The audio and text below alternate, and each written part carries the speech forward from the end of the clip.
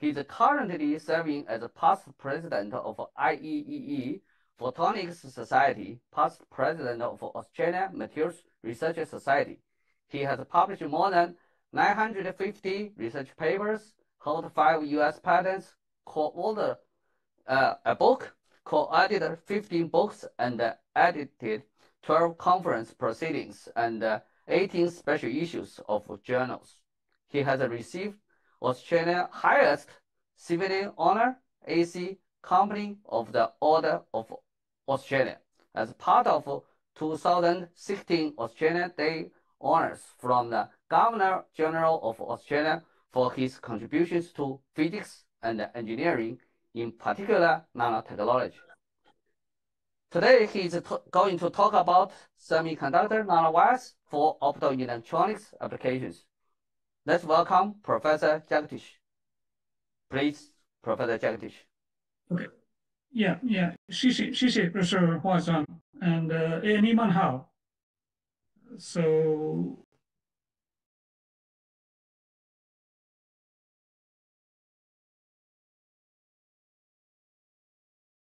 as been mentioned by Professor Tsang, and I'm going to talk about semiconductor nano. So in addition to having a position at the Australian National University, and I also have honorary appointments in India, Japan, China, and US, UK. So really, it's a really pleasure for me to work with many of my colleagues in various parts of the world. And also, this is my email address in case if you have any questions to ask, and then if you feel shy to ask me questions now, you can always send me an email about this. Any questions you may have. I'll also give you my WhatsApp address as well. So before I proceed further, and I would like to introduce our Center of Excellence, recently been funded for 7 years, called the TMOS, ARC Center of Excellence on Transformative Meta-Optical Systems. And then here in this Center of Excellence, which we are planning to do, is generate light, like working on lasers and LEDs or so, and manipulate light using meta surfaces and metamaterials, detect light using photodetectors. So really, we want to really develop the next generation optical mini or micro optical systems. So here is the team of the people, those are working. There are 5 universities are involved: Australian National University, University of Melbourne, and University of Technology Sydney, University of Western Australia, and RMIT University. There are 15 chief investigators, and then we are very much looking forward to working together. And here is the web address for that, the center. And we're advertising the positions for PhD positions as well as postdoctoral fellowships. Please keep an eye on this website and then really see, apply for the positions as and when these are advertised. Before I proceed further, we all know that the first industrial revolution took place in the mechanization of the steam power, and then second industrial revolution took place for mass production by electrical power. Third industrial revolution took place of automation and computer power. And in the fourth industrial revolution, people are predicting the merger of the digital and biological worlds using light to sense and interface humans and machines. So more than 90% of our information is obtained by light. So that's why we want to really develop the light-based technologies.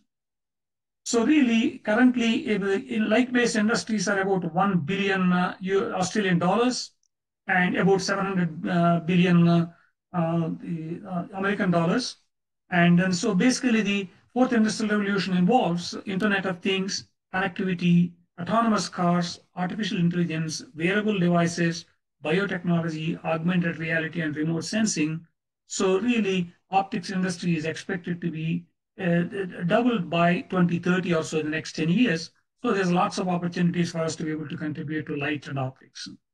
So for example, the World Economic Forum has identified the next generation technologies needed for the future: holographic displays, wearable optical sensors, and so that they can monitor your health and well-being, and light navigation and communication, like autonomous cars and virtual reality, and 3D vision and gesture recognition, enhanced machine vision, and also augmented reality. And all these technologies require fundamentally new approaches for smart miniaturized optical systems. Our Center of Excellence is planning to really develop some of these technologies. So now let me come back to my semiconductor nanowires work.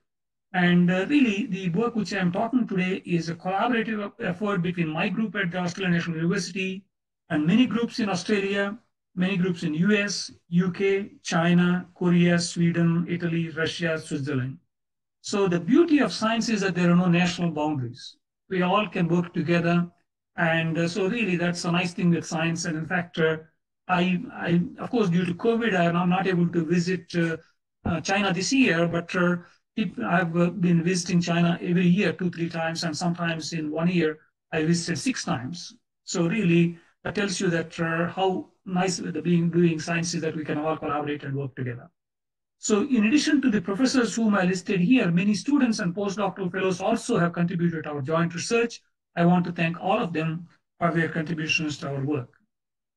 This is my group at the Australian National University, and typically the group is about 30 people or so, and typically 10 to 12 nationalities at any one time are working together. And so really, it's a really an exciting, bright, young scientists, and then it's really a pleasure for me to work with all of them. And then I want to thank them for their contributions to our research. I also want to thank our funding agencies for providing the funding support, and which is allowing us to be able to have fun doing science. So here is an overview of my talk, and I'll give you the motivation why we are interested in semiconductor nanowires. I'll talk about optical properties of nanowires, and nanowire lasers and LEDs, nanowires terahertz detectors, and nanowires for neuron growth, but I'll not have time to talk about solar cells and photoelectronic water splitting, and I'll draw some conclusions. We've also been working on hexagonal boron nitride, a 2D material for single photon sources, flexible optoelectronics, and SIR substrates, but I'll not have time to talk about. But many groups in various parts of the world are really working on the field of nanowires. And as you know, that is in science, we all learn from each other. So I really want to thank all my colleagues, those who have contributed to the work in semiconductor nanowires. And that's what is allowing us to be able to make progress in the field. Optoelectronics. What is optoelectronics? So all of you know about electronics, and if you're using any computers or any electronic devices, they're all made out of silicon technology. And so the microelectronics industry and the nanoelectronics industry is a huge industry now. But it turns out that unfortunately, silicon is not a very good light emitter because it's an indirect band gap semiconductor. You need to have a direct band gap semiconductors in order to be able to emit light efficiently. So that's why the compound semiconductors of group 3 and group 5 of the periodic table, gallium arsenide, indium phosphide, gallium antimonide, gallium nitride, indium nitride, aluminum nitride, and these materials are direct band gap semiconductors. And we use a combination of these materials depending on the color of the light which you would like to generate or detect. And then, in fact, we work on these 3-5 compound semiconductors because they are the direct band gap semiconductors. They are much more efficient in terms of light emission. For example, if I want to make LEDs, I cannot use silicon to make LEDs, though silicon is a semiconductor. And in terms of the blue, we have had the green and the red LEDs for a long time. And in the discovery of the blue LEDs using the gallium nitride technology by these scientists, a Japanese scientist, Dr. Amano, Dr. Arasaki, Dr. Nakamura, has led to the Nobel Prize in 2014 for physics. And then, of course, was the minute you got the red LEDs and green LEDs and blue LEDs, and you got all the 3 primary colors, you can easily create white LEDs as well. So in fact, many of my students in China are manufacturing in Shenzhen area, manufacturing billions of LEDs, and LED technology is really currently a technology which is very efficient light emission, as well as also consuming less power, which also has got a benefits of the environmental benefits as well. Nowadays, solid state lighting is very much based on this LED technology. And also large area displays are also made out of the LEDs because of the fact that they emit much brighter light than LCD technology, for example. But also optical fiber communications rely on conversion of the electrical signals into light signals using lasers. And you have a modulator, which is an optical switch. And then information is transmitted to the optical fibers. And on the other end, you convert that light into electricity by using receivers or photodetectors. And so that's how we are able to communicate. In fact, now while I'm communicating with you, this is a process which is taking place. And the semiconductors which are used are the indium gallium arsenide phosphide materials, which are emitting and detecting light in the 1.3, 1.55 micron window region of the optical fibers. That's where the lowest absorption and dispersion takes place in optical fibers. But also infrared detectors are used for biomedical imaging applications and manufacturing and night vision applications. And again, some of these materials are widely used for making infrared detectors as well, and as well as solar cells. For example, already there are solar cells which are available, which are about already exceeding, in fact, 47% efficiency, but they're not made out of silicon. They're made out of the compound semiconductors of the multi-junction solar cells. But unfortunately, the cost of these solar cells is very high, but they are developed for the space applications because satellites are expensive and they want to have the most efficient solar cells. And in fact, because now the efficiency is so high, people are also trying to make use of them in the terrestrial applications using solar concentrator systems or so. So really, the optoelectronics is conversion of electricity into light using LEDs and lasers, and conversion of electricity conversion of electricity into light, LEDs and lasers. But whereas in terms of conversion of light into electricity by using solar cells and photodetectors and other things, and these are all optoelectronic devices. So nanowires. Nanowires are seen as building blocks for the next generation electronics and photonics. So one of the unique things with the nanowires is the lattice mismatches are no longer an issue. Whenever you're dealing with the two-dimensional materials, you always have to worry about what is the lattice constant of the substrate and what is lattice constant of the crystal layer which you're trying to grow. Lattice constant is the size of the unit cell which repeats itself in a crystal. So it turns out in the case of nanowires, because of their nanoscale dimensions and three-dimensional structures, and a material can expand without creating dislocations if it has a larger lattice constant. It can contract without creating dislocations if it's got a smaller lattice constant. So that means, in principle, we can grow nanowires of any material on any substrate without the constraints of lattice mismatch. So, for example, people have been thinking about growing 3-5 semiconductors and silicon so that you can bring both the optoelectronics and microelectronics together. But unfortunately, lattice mismatch defect generation has been a major problem. But now, these nanowires allow us to be able to really grow 3-5 semiconductors and silicon. 3-5 semiconductors also have got a higher electron mobility than silicon. That means they're also very useful for fast transistors, which I'll come back to. You can also make heterostructures within the nanowire. For example, this green material is different than the red material. So that means you can really put a multiple axial heterostructures within the nanowire. You can also dope these nanowires of p-type doping and n-type doping, positive doping and negative doping. So that means you can create a p-n junctions. So that means if you want to make a laser or LED or a solar cell, you need to have a p-n junction. And again, the ability to be able to dope individual nanowires opens up opportunities to be able to make single nanowire LEDs and detectors or so. But also that you can make the radial heterostructures or a core shell nanowires. For example, this red material is different than this pink material. So that means you can really create a multi-layer structures, one surrounding that one, which I will come back and share with you. And also you can create the branch nanowires. So really the possibilities are enormous in terms of using nanowires. And here are some of the examples from my own laboratory where we're able to show gallium antimonide nanowires can be grown on gallium arsenide. Despite large lattice mismatch, you're able to show that you can really make atomically perfect nanowires. You can also make a branch nanowires of indium arsenide on top of gallium arsenide, which could be used as cantilevers and scanning probes or so. You can also create indium phosphide nanotrees. And also recently we started moving from nanowires to nanomembranes. And so thereby you're able to really create a wide variety of novel structures, which I'll come back to. In addition to the nanowires are considered for photonics or optoelectronics applications, and the electronics community or the International Technology Roadmap for Semiconductors have also identified nanowires as a key technology component for next generation electronics. So that's why IBM, Zurich, and others have had a major research programs of integration of 3-5 semiconductor nanowires on silicon because of their larger electron mobility. So that means you can make much faster transistors. They've already demonstrated 3-5 semiconductor nanowire transistors on 6-inch wafers of silicon or so, showing that it's a scalable process. So how do you make these nanowires if there's so much of interest? There are two main techniques which we use. One is called metal catalyzed VLS growth process, vapor liquid solid growth mechanism. Another thing is called selective epitaxy. And we can use either MOCVD growth technique, we use MOCVD, metal organic chemical vapor deposition, or otherwise you can also use molecular beam epitaxy, a technique which is also an alternative technique. Depending on your choice, you can choose whichever one you want. In the case of metal catalyzed VLS growth process, you really make use of the nanoparticles of gold. You can buy these colloidal solutions of gold from 5 nanometers in diameter to 300 nanometers in diameter or so. You put a droplet of the colloidal solution of gold. In this case, I'm giving an example of 50 nanometer gold nanoparticles, and then you heat this one in an emulsification reactor. Gold has got a melting temperature of more than 1000 degrees Celsius or so.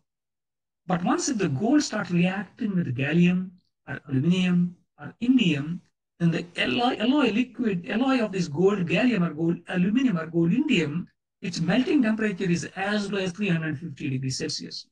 So the individual elements melting temperature may be very high. The alloy melting temperature is very low.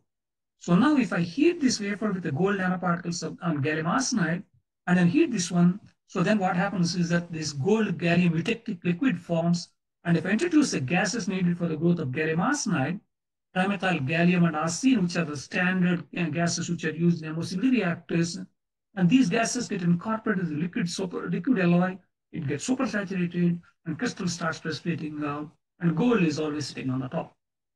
And here is the beautiful scanning electron microscope image of these gallium arsenide nanowires, which are about 50 nanometers in diameter.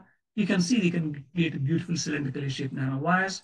In fact, the close-up of this structure of the transmission electron microscope image, TEM image, which shows this nanoparticle of gold is sitting on the top, and the nanowire is here. And in fact, this is a work of Dr. Hannah Joyce, who is now a professor at Cambridge University. And during her PhD about 13 years back, she has demonstrated these atomically perfect nanowires, which are cylindrically shaped by using something called a true temperature growth process Hannah Joyce has developed, and we provided the details in this particular paper.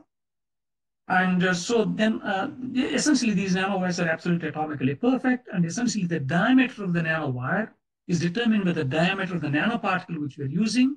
We've made the nanowires which are as small as 10 nanometers and then as big as 300 nanometers or so. Depending on the applications, you choose the right diameter of these nanowires. In the case of selective area epitaxy, and in this case, what we don't use any metal nanoparticles or anything, we take a semiconductor wafer. In this case, I'm giving an example of indium phosphide.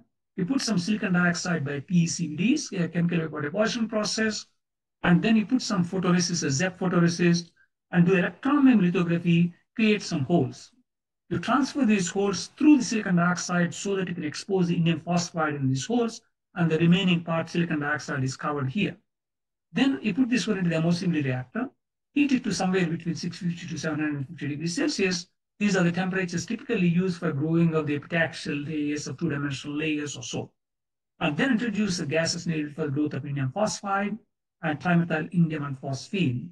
These gases dissociate, and then they try to go and find the place where indium phosphide is exposed.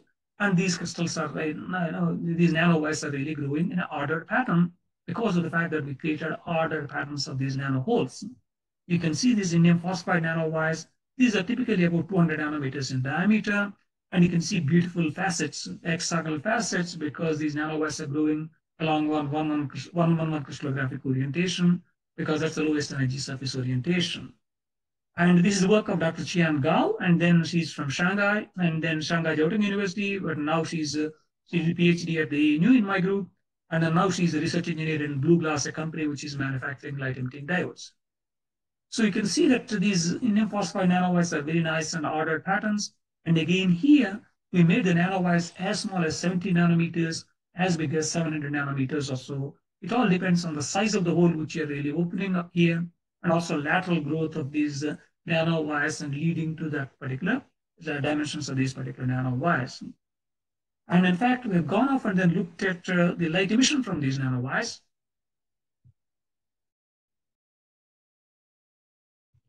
Okay, so we taken these nanowires and we excited with a laser pulse, look at the light coming out of those ones. This is so-called photoluminescence. And then we quantify the quantum efficiency of the light emission coming from these nanowires. You can see the quantum efficiency as a function of the excitation power. Higher the excitation power, higher the quantum efficiency. We were able to show that you can get about 50% quantum efficiency in the case of indium phosphide nanowires. That's the red curve. And then we compare this one with the epitaxial layers, the two-dimensional layers of the indium phosphide layers, and then the blue curve is that one. You can see that the quantum efficiency of both of these structures is very similar, indicating that this surface recombination, non-radiative recombination, is not a major problem in the case of indium phosphide nanowires. So now let's go and look at gallium arsenide. And we were looking at the light emission from the gallium arsenide nanowires, and we got a surprise. Surprise was, even at low temperatures of 10 Kelvin, light emission is extremely weak. You can see the noisy photoluminescence spectrum from these gallium arsenide nanowires. Our ACM shows that they're absolutely beautiful morphology. Our TM shows that they're atomically perfect, but at the same time, we are not getting much light out of these ones, and we need to think about it. Turns out, the surface recombination velocity of gallium arsenide is very, very high. That is because of the defect states within the band gap of the semiconductor. Because when you have got a nano surface of these gallium arsenide nanowires, then there are broken bonds for the surface atoms of gallium arsenide. Those broken bonds lead to defect states within the band gap of the semiconductor. And I excite the electrons using a laser pulse from the valence band to the conduction band. Instead of these electrons falling down and emitting light, they get captured by these defect states and essentially they generate heat, they're emitting light. So that's why you end up getting very weak light emission from these structures. In fact, we can quantify the non-radiative lifetimes from these nanowires. Diameter of the nanowire divided by the 4 times of the surface recombination velocity. We expect it to have picosecond lifetimes. And we've taken these nanowires to Oxford University, Professor Michael Johnston, Professor Laura Hertz's group, and then measure the terahertz conductivity as a function of time.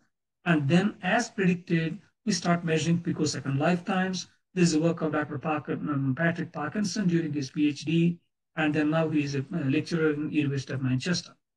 So, in fact, you can see that you got a picosecond lifetimes, but whereas a bulk gallium arsenide has got about nanosecond lifetimes. So really, because of the large surface area of these nanowires, and there's about 3 orders of magnitude worse performance from these nanowires in terms of the lifetimes, because of the fact that you've got a large number of defects which are present on the surface of these gallium arsenide nanowires. So that's a major problem if I want to make use of these nanowires for making lasers or LEDs or solar cells, because surface recombination means you're losing all the current which you're injecting into the defects rather than really generating light. But it turns out these fast response picosecond lifetime materials of gallium arsenide are very good for ultra-fast optoelectronics applications like terahertz photonics, which I will come back and then share that one with you. Okay, remember that gallium arsenide nanowires without any surface passivation have got picosecond lifetimes. So in order to address this problem of the defect states and then the low lifetimes or short lifetimes of these materials, and what we have done is that we have grown these nanowires of gallium arsenide using the 2-temperature growth process of Hanner's, and then increase the growth temperature to 750 degrees Celsius. And so then we introduce the gases needed for the growth of aluminum gallium arsenide. Aluminum gallium arsenide has got a larger band gap, and because we are depositing at a high temperature, and then this forms into a nice shell surrounding that one. See, this red one is a shell to the blue gallium arsenide there. But since aluminum likes oxygen, we always finish off with a thin layer of gallium arsenide on top of that. So now if I excite the electrons from the valence band to the conduction band, and I expect these electrons to be captured by the gallium arsenide core, and because of the potential barrier which I have created by creating this aluminum gallium arsenide shell, and then I expect it to have the radiative recombination to take place because they cannot go to the surface anymore. So here is a scanning electron microscope image of these core shell nanowire structures. And then also we took the STEM picture of the salami slice of this particular one. Take a thin slice of this one and look through the electron microscope image and then see whether we're able to really create these multi-layer structures or the core shell structures. You can see the gallium arsenide core here, and this light one is aluminum gallium arsenide shell, and then again the dark one is gallium arsenide capping layer, indicating that we were able to achieve what we were hoping for in this schematic which I've shown here. And then let us go and look at what type of optical properties we can see from these structures. So again, this is the work of Dr. Chiang Nine Jiang. So she's now a postdoctoral fellow at Cambridge University. And then she has gone and spent a lot of time in optimizing the conditions to have growth of this aluminum gallium arsenide shell composition and temperatures or so. And then you can see that when you don't have any aluminum gallium arsenide shell, you get a very weak luminescence from the gallium arsenide core. But as and when you got this aluminum gallium arsenide core shell structure, and the light emission is significantly increased, this red curve or so, indicating that in orders of magnitude light intensity has been enhanced quite significantly. We've taken these nanowires and measured the time resolved photoluminescence as a function of time, and again suddenly you start seeing nanosecond lifetimes. like as if you're getting from the bulk gallium arsenide, indicating that we were able to really suppress this surface non-rate recombination. I told you gallium arsenide bulk has got nanosecond lifetimes, bare gallium arsenide nanowires have got picosecond lifetimes. By using this core cell structure, we were able to show that you can get nanosecond lifetimes. In fact, these nanowires are ideal for making lasers and solar cells, which I will come back to. So now we asked ourselves, if we can make a one core cell structure, can we really make any quantum structures? Because we are using a 30 nanometer or 50 nanometer gold nanoparticles, and at these dimensions, you don't see any quantum effects. So what we've done is that we've grown a gallium arsenide nanowire at 450 degrees Celsius and increased the growth temperature to 750, grown an aluminum gallium arsenide shell, that pink one, and then we've grown a gallium arsenide layer, a gallium arsenide green one, and then we've grown another layer of aluminum gallium arsenide. And of course, you always finish off with a thin layer of gallium arsenide again. So now, by controlling the thickness of this green layer, I should be able to tune the emission wavelength because I can control the quantum confinement as long as the thickness of the green layer is below 50 nanometers or so. Beyond that, particularly in this material system, you don't see many quantum effects or so. So in fact, that's what we've done. And in fact, this is again a long amount of work, and this is Nine Jiang and also Changlin Sun. And so Changlin is now a professor in Zhejiang University. He was a postdoctoral fellow in Professor Joanne Etheridge's group at Monash University. And so we can see that we have done these quantum well tubes because he did, again, he can salami slice of these structures and look at in the transmission electron microscope image. You can see the gallium arsenide core here, aluminum gallium arsenide shell, and gallium arsenide, the quantum well tube, and then the aluminum gallium arsenide top barrier, and then the gallium arsenide capping layer. You can look at the nice close-up of these nice interfaces. Also, Changlin has spent a lot of time in trying to really get these ones right. And so you can see the 4 nanometer quantum well tube here, again, this tube here, and you can look at the close-up of this one, atomically perfect structures also, which again took a long time for multiple people working on this project to be able to really produce these sort of beautiful structures. Before I proceed further, I would like to acknowledge the students and postdocs who worked in our projects, because I'm showing you some of the beautiful pictures which they were able to, results they've got. And in order to get these sorts of results, and they might have spent 18 months or 2 years. So initial experiments don't really work, and then you need to optimize everything in order to be able to get these sorts of beautiful structures. And if you're a student or a postdoc, and if you're having some difficulties, that's a normal process of research, and keep going. So now let's go and look at the optical properties of these structures. In fact, these measurements were done at the University of Cincinnati, and the student who has worked on this is Teng Shi. And so she measured single nanowire photoluminescence, and as and when you got no quantum well tube, and mainly you get the light emission from the gallium arsenide core itself, but you got a 6 nanometer quantum well tube, light emission is at a higher photon energy. 3.5 nanometer quantum well tube, light emission is at a much higher photon energy because of quantum confinement, and 2 nanometers and 1.5 nanometers, you end up getting emission at a much higher photon energy. You can see that we're able to tune the emission wavelength from 1.5 electron volts up to close to 2 electron volts or so, or 1.9 electron volts, indicating that this essentially using the same structures by essentially changing that green quantum well layer, which I mentioned to you, we're able to tune the emission wavelength. But most interestingly, whenever this quantum well tube is below 4 nanometers, we start seeing sharp features. It turns out they're all due to localized states at the hetero interfaces between gallium arsenide and aluminum gallium arsenide, which creates those localized states like a quantum dot-like states, and that leads to these sharp light emissions or so. So in other words, we are really getting quantum dot-like states in a quantum structure. And again, Teng Shi has spent a lot of time in trying to understand the physics of these structures also. So now she's a postdoctoral fellow at Worcester Polytechnic Institute near Boston. So now let me move from nanowires into nanomembranes and nanostructures. And we asked ourselves, if you're doing selective epitaxy, instead of creating a hole, what will happen if you open a slot or a ring?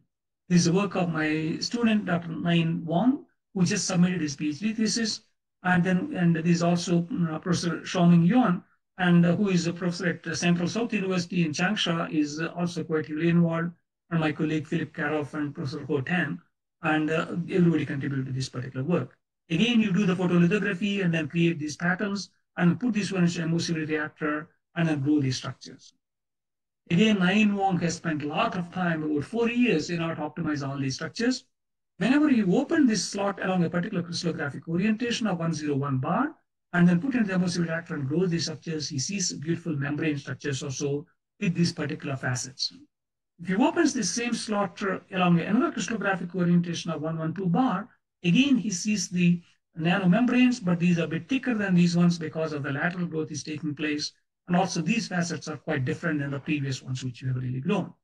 But if you open a slot in between these two orientations, and you end up creating these beautiful, these diamond-like structures with these alternating facets of 11 bar 0 and 112 bar 0, indicating that this opens up opportunities for us to be able to make all sorts of exotic structures. So when we open the circle in this particular case, and then you can see that you can see these ring-like structures with alternating facets of these ones. And again, Nine Wong has spent, as I mentioned, that about 4 years in order to optimize these things. And only last year we published this work. And if you keep on growing, this gap is also filled, and ultimately you create this structure and with multiple facets.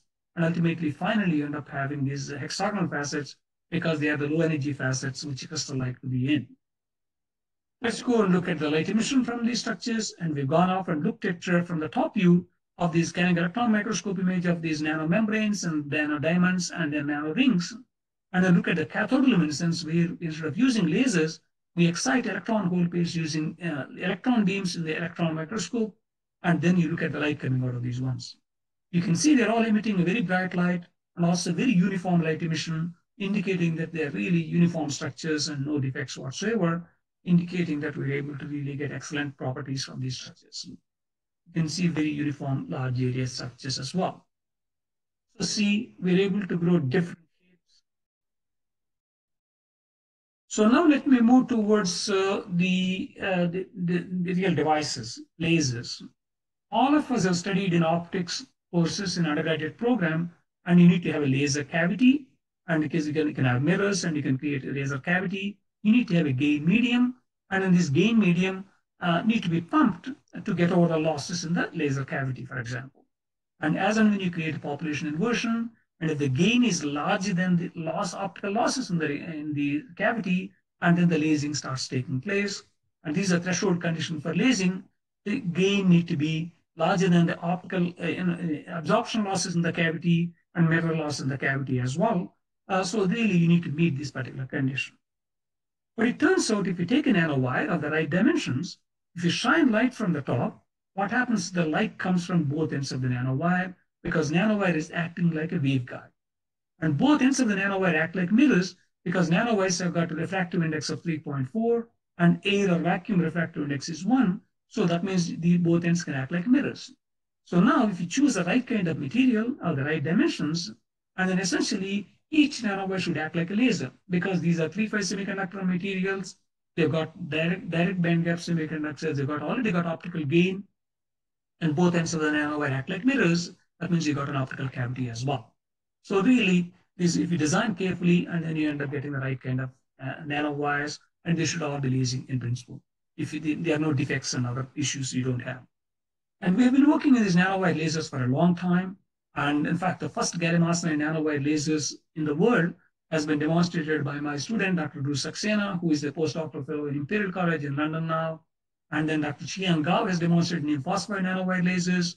And again, Dr. Tim Burgess, who is at IP Australia, and then he's also demonstrated zinc-doped gallium arsenide nanowire lasers. Also, you can see we worked on a wide variety of structures, including multi-quantum nanowire lasers also during the PhD of these students. So here's a case where Dr. Bruce Saxena has designed these nanowire lasers, and he looked at the light propagation through these gallium arsenide nanowires of 260 nanometers using something called FTDD technique, finite difference time domain simulation technique. Particularly, he uses numerical in this case, looked at the various optical modes which are propagating these nanowires. So then he plots threshold gain for lasing as a function of the nanowire diameter. You can see that the lowest threshold gain for lasing is for nanowires which are about 250 to 300 nanometers in diameter. So that's why we end up going for the larger diameter nanowires, because if I go for a smaller diameter nanowires, even here I'm not starting from 0, starting from 150 nanometers. You can see threshold gain for lasing is so high, and if I'm pumping these nanowires with a laser, before they start lasing, they start burning because they exceed the damage threshold for these materials, for example. So that's why, of course, this threshold gain for lasing is also dependent on the various optical modes depending on the optical mode which you're really trying to design the laser for, and then you have to choose the right diameter as well. It's also calculated the peak gain needed and as a function of the carrier density and as a function of temperature as well. And he's demonstrated how many carriers are needed at various temperatures in order to be able to lasers to laser. So here is a case where, based on the Du Saxena's design, and Nine Jiang has grown these gallium arsenide, aluminum gallium arsenide nanowires. These are about 5 to 6 microns long. We transfer them onto a glass slide. We excite with the laser pulse and look at the light coming out of these ones. You can see below threshold, you see a broad light emission like a LED, and above threshold, you see a very sharp light emission like a laser, for example. You also see beautiful interference fringes. And so this is because of the coherent dipoles being emitted from both ends of the nanowire. And Bruce Saxena also did simulations for the same cavity, how the interference fringes look like, and he is able to compare theoretical and experimental results, indicating there is excellent match between these two of them. And also the output versus pump intensity, threshold-like behavior, log-log plot showing S-type behavior, indicating that these nanowire lasers are truly lasing. And this work we published in Nature Photonics about 7 years back or so. This is another example of indium phosphide nanowire lasers. It turns out these indium phosphide nanowires, you can also make them as Wurtzite, and rather than normally they form into zinc blende. And many of these nanowires, because of the large surface energy, and they end up forming into other crystal structures which are not normally possible in the bulk form. And again, surface recombination velocity of gallium arsenide is extremely low, and also Wurtzite indium phosphide has got 80 maybe a larger band gap than zinc blende. Again, I mentioned this is the work of Dr. Chiang Gao. After growth of these ones by selective epitaxy, she transfers these nanowires onto a glass substrate and pumps it and looks at the light emission. Broad light emission below threshold, sharp light emission above threshold, threshold-like behavior, indicating that we were able to really demonstrate these indium phosphide, Wurtzite indium phosphide nanowire lasers. You don't need to do any passivation or anything because of the low surface recombination velocity of indium phosphide material system. So what are doing with these nanowire lasers? What are they useful for? But it turns out that our colleagues at University of Strathclyde, Professor Martin Dawson and Professor Antonio Hurtado and Professor Michael Strain, they developed a technique called nanoscale transfer printing. They come with a PDMS stamp, pick up these nanowires, and then drop them wherever you want. This is called as a nanoscale transfer printing. And Benoit, the young scientist, really worked on this one about 4 or 5 years or so in order to be able to get these ones to work. So here is a case of these nanowire lasers of indium phosphide. They've transferred and they made it as IOP, Institute of Photonics, their institute name, onto PDMS soft polymer surfaces. After transferring them, they pumped them with a laser and looked at the light coming out of these ones. They're able to show that they're all emitting light, indicating that this transfer printing process is a gentle process, it has not created any damage. Then you may ask the question, these are all soft surfaces like polymers, what about transferring them onto hard surfaces? So that's what my colleagues have looked at. And then they've transferred them to silica, glass substrates, flexible glass, because we want to use them for flexible optoelectronics and flexible photonics applications. And you can see the optical image of these nanowires, which are transferred onto glass substrates. And again, afterwards, they pump them. You can see they're all emitting lasers. And you can see the threshold-like behavior, sharp light emission, indicating that even onto hard surfaces, we're able to transfer using this technique. There's no real damage which has been created. And I asked them, can you really be able to locate these nanowire lasers and nano antennas? And this work of Professor Fang Ren, who is, she was working in my group as an young scientist, but now she's in Nanjing University in Nanjing. And then she was developing these so-called terahertz metamaterials. In this case, she has been making these something called a bullseye antennas and made out of these aluminum antennas, which they're making for terahertz metamaterials applications. So there was a gap in the middle. Then we requested our colleagues in Strathclyde, can you be able to locate these nanowire lasers in this gap? You can see the close-up of this particular one. These are the antennas, and this is a nanowire laser. When you pump this nanowire laser with nano antennas, so initially when you don't have any nano antenna, you get the light emission from the both ends of the nanowire because it acts like a fabricated cavity, and the light is coming from both ends, which I showed you the video of this one earlier. But whereas when you put this one into nano antennas, and suddenly light is coming from the vertical direction, so indicating that you're really able to create the vertically emitting nanowire lasers for the first time by engineering the radiation patterns using these nano antennas, for example. Again, this work has been published a couple of years back, and again, Professor Fang Ren has spent a lot of time in order to be able to optimize these structures and designing the right kind of structures, and fabrication and is done at ANU as well as Nanjing University, and also in Strathclyde University. And again, you can see sharp light emission, threshold-like behavior, showing that we're able to make these ones. So in fact, now you can really make, if you can make vertical emitting nanowire lasers, you can put ordered patterns of these nanowire lasers for meta-optics applications also, because they're all emitting coherent amount of light. So a wide variety of applications, and my colleagues, Professor Dragomir and others are quite excited about this one. We are planning to work making use of these lasers for a wide variety of applications in our new Center of Excellence, TMOS. So till now, I've only shown you lasers which are really operating at the optically pumped lasers. But ultimately, industry is interested in really electrically pumped lasers also. This is work of my student, Dr. Insuk Yang, and now he's back in Samsung. And then, in fact, he first of all, he need to dope these nanowires, and you see he tried to dope these ones with the P-type indium phosphide, this green one here, and he tried to grow an indium gallium arsenide quantum well tube, and then he tried to dope this one on the top indium phosphide layer with the N-type doping, the blue one. So now he is able to make contacts with the P-type indium phosphide and N-type indium phosphide, and then try to inject carriers into these structures. He spent a lot of time in optimizing these structures and creating this electron beam lithography of these gold titanium contacts at both ends of the nanowires, and which are transferred onto glass substrates or so. But of course, you can see the IV characteristics of this P injection device, and you can see the IV characteristics like a diode-like structure, indicating that he's able to make good contacts also. So then whenever he's pumping current into these structures, and then he starts getting the light emission from these ones. You can see as and when he's increasing the amount of current which has been injected, and higher the current light emission which is coming from these LED structures. You can also see two different peaks, one peak here and one peak there. And this is mainly because of the fact that the quantum wells which are on the side walls, the so-called radial quantum wells, are emitting at a different photon energy than the actual quantum wells which are emitting at a different photon energy. But in any case, these are emitting in the 1.3, 1.55 micron window region for the optical communications applications and silicon photonics applications. And again, this work has only been published last year and the previous year or so.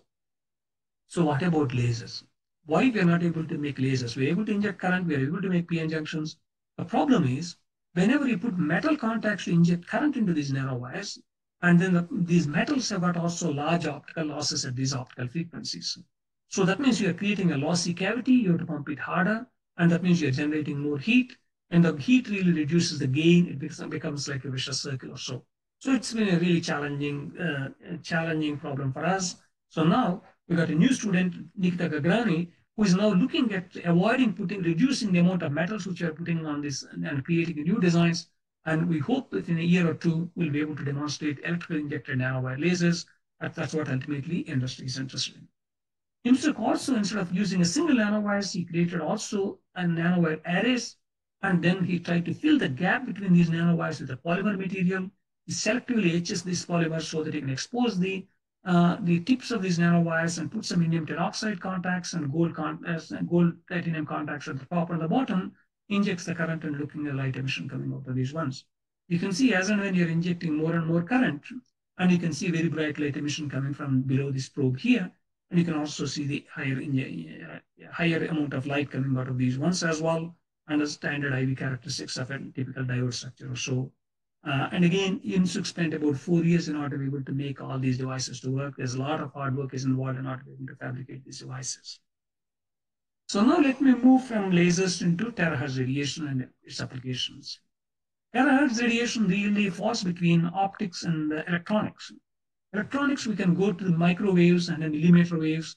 In photonics, we can go from visible region to the infrared or far infrared region or so. And there was a gap called terahertz gap for many years. And 1 terahertz is about 300 microns in wavelength. And why people are interested in terahertz radiation? It turns out many chemical molecules have got signatures in the terahertz part of the electromagnetic spectrum. For example, this is a lactose signature and monohydrate, anhydrate, and various things. And again, for example, a lot of the explosives are also have got the signatures in the terahertz parts of the spectrum. That's why people are interested in really trying to detect these ones also. Terahertz radiation is deflected by metals. That means in the airports and all today, these days, they don't use X-rays anymore because terahertz radiation can really detect these metals. And also it's a non-ionizing radiation. So that means you don't create any DNA damage. So that's why the boxes which we go through in the airports, they're all terahertz essentially imaging systems. You can also look at the teeth in the cavities in the teeth, and so using terahertz radiation again. You can use terahertz radiation for wireless communications of downloading movies from a kiosk onto your smartphone or so. You can also detect the water content in leaves or so for watering the crops only when they are needed. So remember that 1 terahertz is about 300 microns in the wavelength. So we've been doing some work with Professor Michael Johnson and Professor Laura Hertzsloop at Oxford University of doing the terahertz conductivity measurements of the nanowires. And then when we were doing these things, we were using ensembles of nanowires, a large number of nanowires, which are transformed to quartz substrates because quartz is transparent to terahertz radiation. Then we asked ourselves, can we detect the terahertz radiation using single nanowires? And this is, in fact, the work of my student, Dr. Kun Pan. Now she's a postdoctoral fellow in Oxford University. And then she tried to make the contacts using electron beam lithography for these nanowires. So then we excite these nanowires with a laser pulse so that you generate the photocurrent into these photocarriers into these nanowires.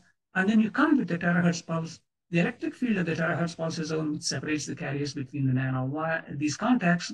And you can measure photocurrent as a function of time. And because we're using terahertz radiation, then the time scales which are dealing with picoseconds. So now if I can measure the current, I can measure the electric field of the terahertz pulse as a function of time. You can also measure the conductivity of the materials as well. So that's what we've been doing earlier.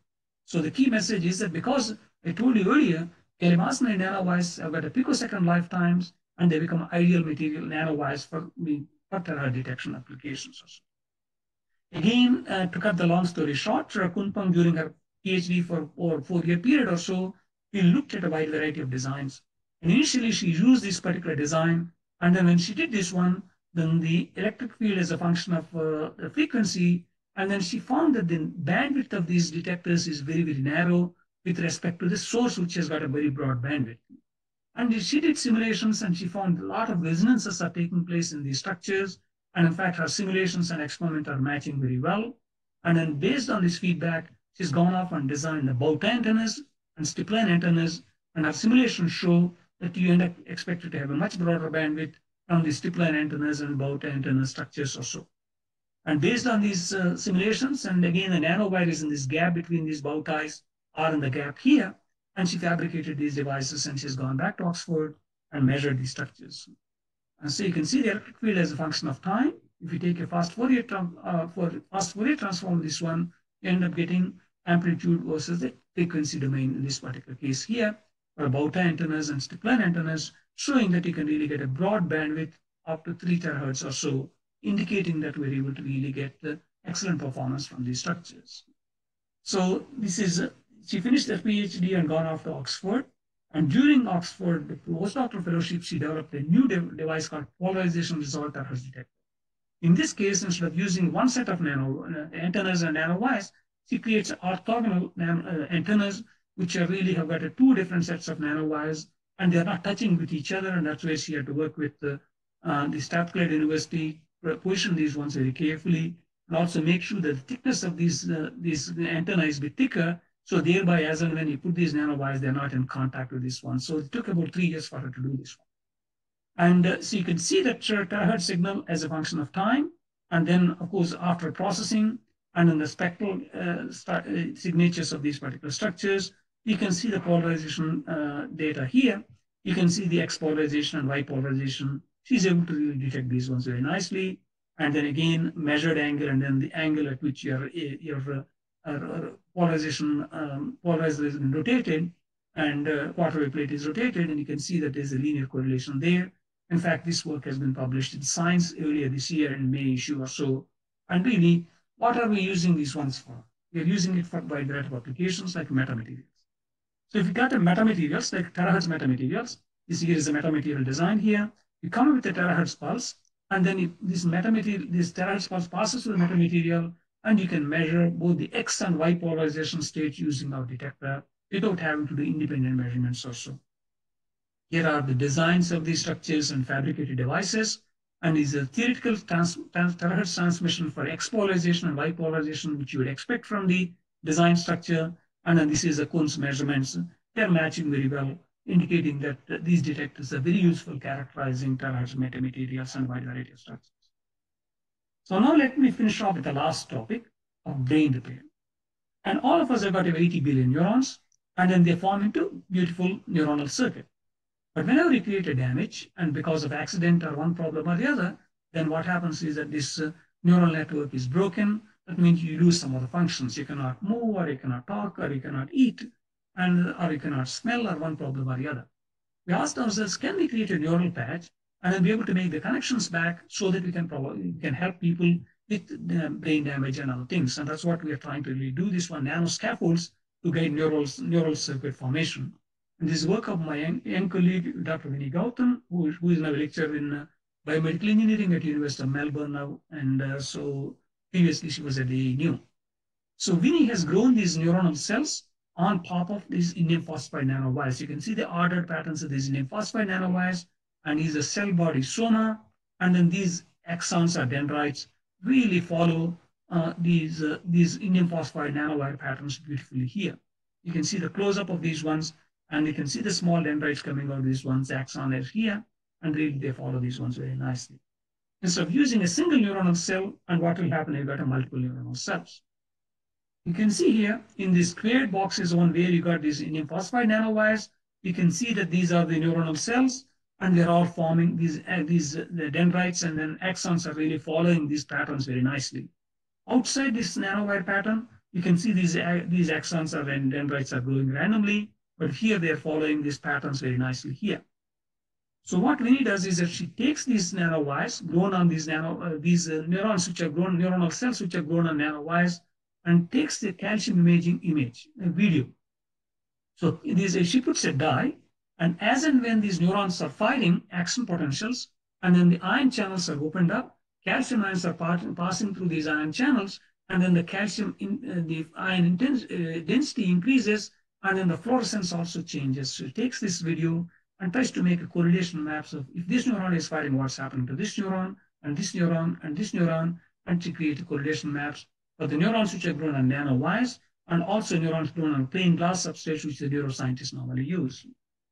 So when she has grown these neurons on glass substrates and then looked at the fluorescence, change in fluorescence intensity as a function of time, you can see that these neurons are all firing randomly, and you see very little correlation.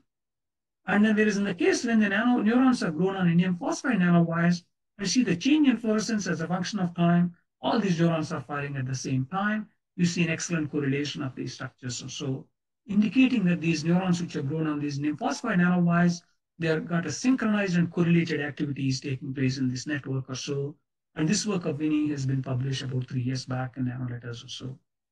So when Winnie presented this work at a neuroscience conference a couple of years back in Melbourne, and they asked her the question, what neurons you're growing? And she mentioned that she's using rat neurons, and they said, neuroscientists asked the question, why are you wasting your time? Why didn't you use human stem cells? So now we got a funding for a project where we're getting the stem cells from the Alzheimer's patients with people with dementia or so, and also healthy people, and then growing them into mini brains using CRISPR stem cell technology with colleagues at Melbourne University and Monash University and Wollongong University, and then growing these mini brains on these nanowire networks, and then really trying to understand how they function, and can we really be able to really stimulate the Alzheimer's neurons in order to be able to get the functions back, so that you see the aging population and dementia is a major problem, and then our hope and dream is that we'll be able to help them or not. It's really an exciting project. I'm learning a lot about neuroscience because I know very little. So in conclusion, nanowires open up opportunities for manipulation of light-matter interaction at nanoscale and developing new class of lasers, terahertz detectors, integration of optoelectronic devices on various platforms. I didn't have time to talk about nanowires for solar cells and PEC water splitting for generating hydrogen, but I've shown you briefly about engineering growth of neuronal network using mini brains or so, which we are covering at the moment. And finally, I want to thank again our funding agencies for their support, and also here is my email. And let me leave you with some information. I'm currently serving as the editor-in-chief of Applied Physics Reviews, which is open for high impact original research and reviews. Impact factor is about 17 or so now. So really, if you got a really breakthrough results, or you got a very high impact review papers or so, please submit those to Applied Physics Reviews. But also, I mentioned to you that we got our Center of Excellence with 5 universities, and we're advertising about 15 PhD positions and also 15 postdoctoral fellowships.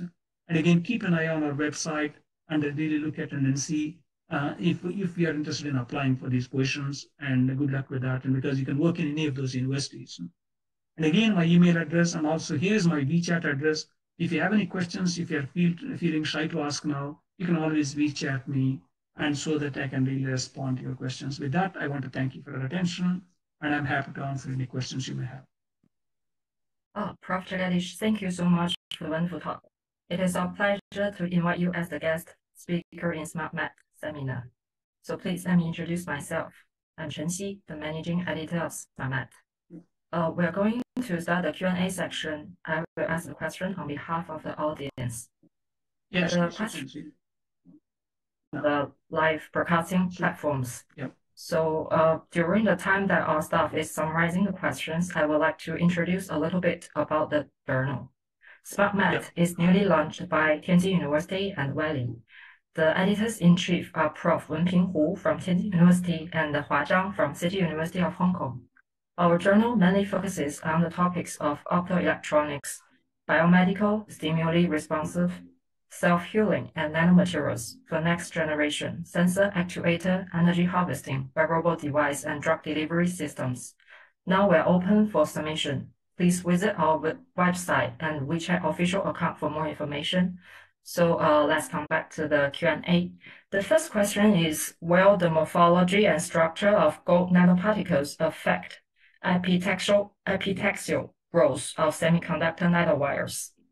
So this is the first question. That's a good question. And then really, it all depends on the shape of the these gold nanoparticles and other things. But reality is that, the dimensions are the most important things for simple reason that as and when you heat these things up, then essentially because of the surface tension, they ball up into like little, like a hemispherical structure or so sort of thing.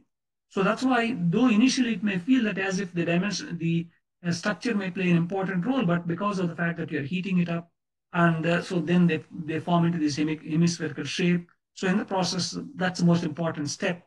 And depending on what is the contact angle of this particular gold gallium eutectic alloy, and then that will determine what type of structures you end up getting. Again, initially, you don't get these perfect structures which I've shown you, and many of the students and postdocs spend a lot of time in optimizing the growth conditions in order to be able to get these high quality these nanowires or so. Thank you for the question. Thank you. And the second question is how to control the growth mode, such as axial growth and radial growth. Okay, that's a very good question as well. So if you want to do the axial growth, what happens is that if you really keep it the same temperature, and for example, if I'm growing at the nanowires at a 450 degrees Celsius using VLS growth process, and essentially I switch the gases needed for the growth, so then what happens is the axial growth takes place. But whereas if I want to get a radial growth, what happens is that I have to increase the growth temperature to higher temperatures. Like we go from 450 when we want to grow the axial heterostructures, and if I have to go to 650 or 750, because I am going high temperatures, then these shells starts forming or so. Essentially, switching the gases and changing the growth temperature will determine whether you will get the axial heterostructure or a core cell structure of the radial heterostructure or so. But in the case of selective epitaxy, again, growth conditions and the growth temperatures play an important role there as well. Thank you. So the third question is, will the diameter of nanowires affect the performance? Yes, they do. In fact, you see, for example, if I'm using a 50 nanometer or 100 nanometer nanowires, I'll not be able to make lasers to work, for example. But again, in the case of solar cells, for example, again, our simulations show optimum diameters, depending on the material system you're looking at, gallium arsenide or indium phosphide, typically about 150 to 160 nanometer diameter is ideal. And also pitch between the nanowires also play an important role, how you couple the light efficiently or so. Yes, diameter plays an important role, absolutely.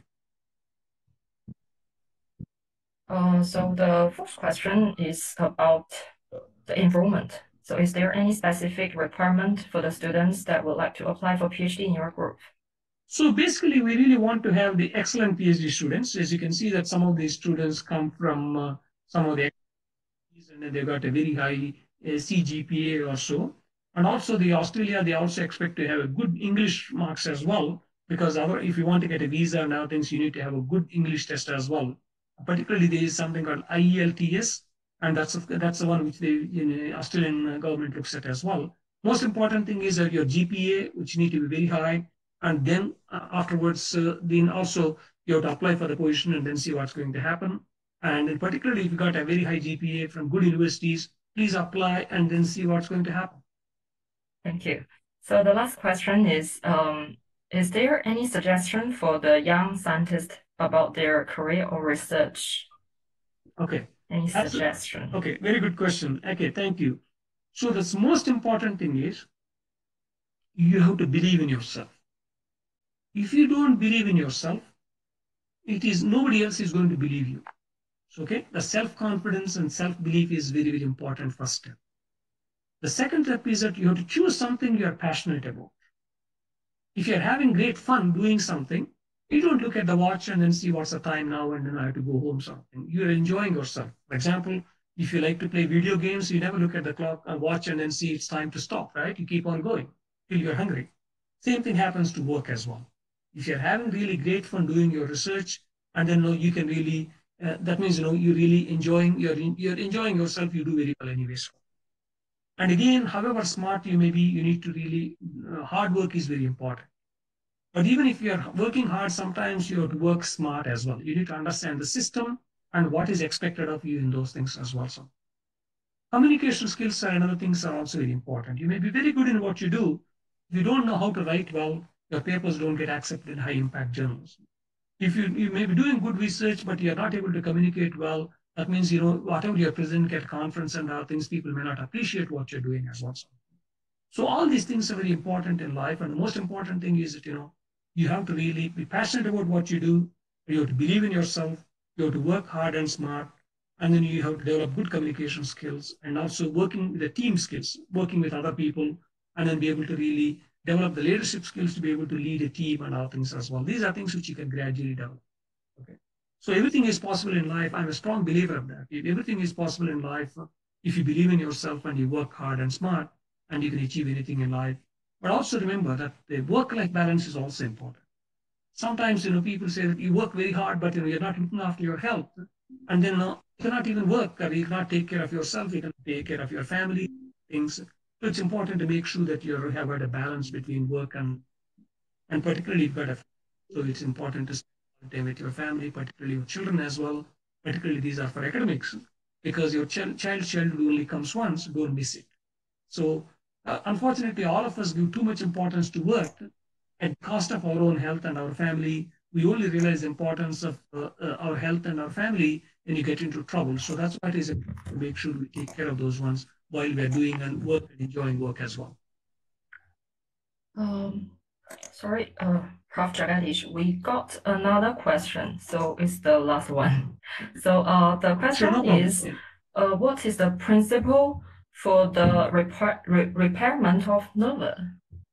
It's the neural system, I think the question is. Okay, that's a good question actually. So basically this is something which we are exploring at this stage. And especially our hope is that, you can maybe do some electrical stimulation using nanowire electrodes, so that you'll be able to really help these neurons to be stimulated back again. So we don't know that that's going to happen or not, and we have to wait and see. But also by using these ordered patterns of the nanowires, we're engineering these neuronal circuits.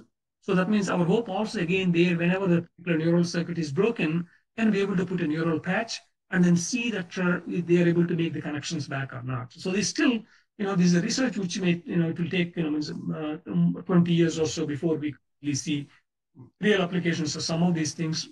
For measurements, probably nanowires could be used now, but whereas for the engineering neural circuits will take a long time. A good understanding is necessary, but also that the biocompatible materials need to be used in order to be able to do anything for dealing with people. And so that's again an important area as well. So we're learning a lot from these structures, and don't know ultimately when and where we'll be able to really apply these things for a range of applications. But neuroscientists are quite excited about these opportunities, and we are learning from them and they're learning from us. It's an exciting area for me to learn more about neuroscience. Okay, thank you very much. So let's thank Prof. Jagadish for the wonderful talk again. Thank you so much and see you next time. 感谢科研人的支持，近期会有更多精彩讲座，敬请持续关注 SmartMat。多谢。Yeah, 谢谢，再见，谢谢。Thank you. Thank you, Professor. 再见。